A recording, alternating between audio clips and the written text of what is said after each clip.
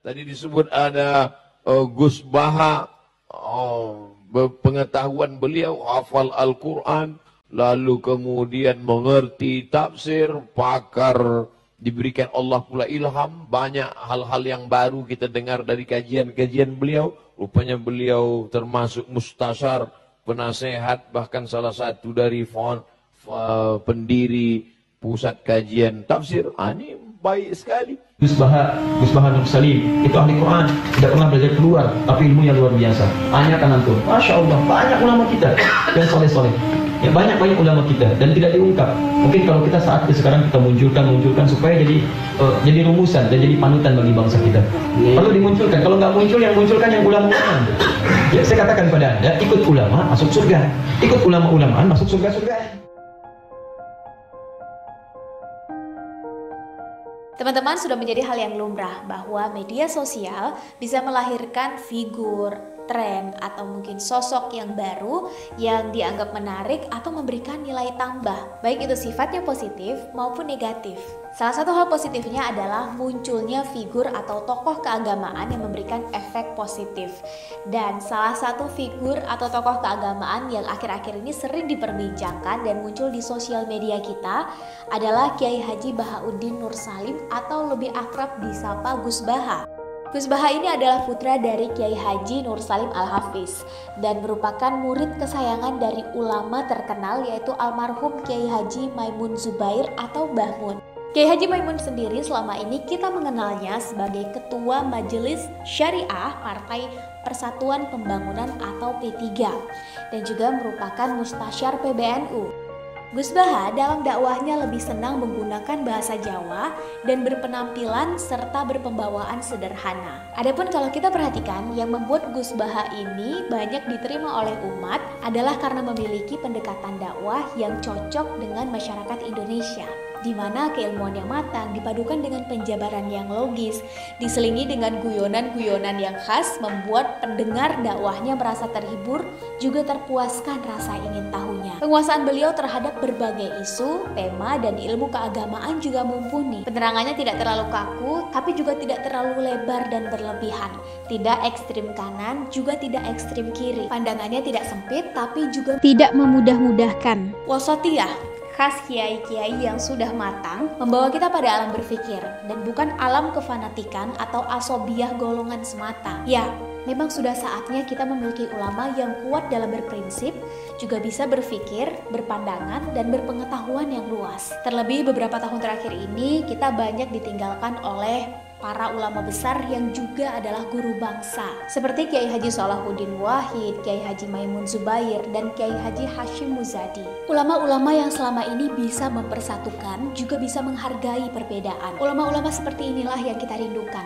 Seperti zaman dahulu Kiai Haji Hashim Asy'ari, Kiai Haji Ahmad Dahlan, Muhammad Nasir, dan ulama lainnya yang sangat bijak dalam menghargai perbedaan pendapat. Ulama dan tokoh bangsa yang terus mengajak kita untuk menenun kain persaudaraan, baik dalam bingkai agama, bangsa, maupun dalam kehidupan. Dan teruntuk Gus Baha, hanya terima kasih dan doa yang bisa kami haturkan. Semoga selalu rendah hati dalam menerima pujian, karena musuhnya orang alim itu biasanya adalah kesombongan. Dan selamat menempuh jalan panjang perjuangan dalam mencerdaskan kami semua agar tidak salah jalan di dalam kehidupan. Kita harus menghindari perilaku tertentu yang perilaku itu zaman Nabi sudah sangat diperingatkan. Misalnya yang masyhur itu Khawarij. Khawarij itu kelompok yang sangat soleh secara zahir. Yes, ibadahnya kata Rasulullah laisa siyamukum kasiyamihim wa qiyamukum kami qiyamihim. Jadi puasa kamu sahabat enggak sehebat puasanya orang Khawarij. Ibadah kamu tidak sebanding ibadahnya Khawarij, tapi mereka sangat biadab. Yamruquna minaddin muruqasahmi minar ramiyah yaqra'unal Qur'an la yujawizu hanajirahum. Dan di antara kesolehan yang berlebihan ini kata Nabi apa?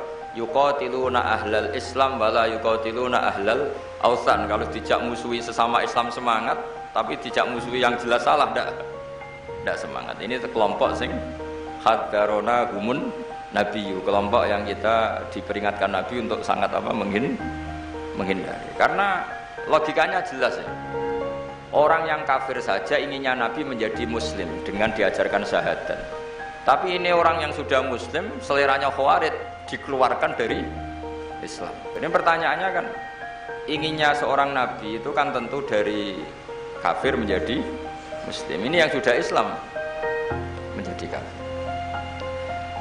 Maka cerita-cerita di beberapa ulama, ini kenangan saya ngaji di sini. Ini sekaligus cerita penutup. Ada orang ekstremis ketemu Islam alim. Terus ketika melihat ahlul ma'asi itu maksiat, ahlul ma'asi ketika maksiat, sedang maksiat, sebaiknya orang-orang Islam seperti itu mau saya bunuh, mau saya bom. Ini yang cerita orang-orang alim ke saya. Terus kata si orang alim tadi, lau annahum matu, kalau mereka benar-benar mati khinal maksiyah, itu aina masiruhum, lalu mereka kemana? Si yang keras tadi bilang ilanar, karena mereka mati khinal maksiyah. Terus jawabnya yang alim tadi, dzalika muradan nabi, apa umat Islam mati kemudian min ahlin nar itu yang dikehendaki nabi? Untungnya si ekstremis tadi agak alim.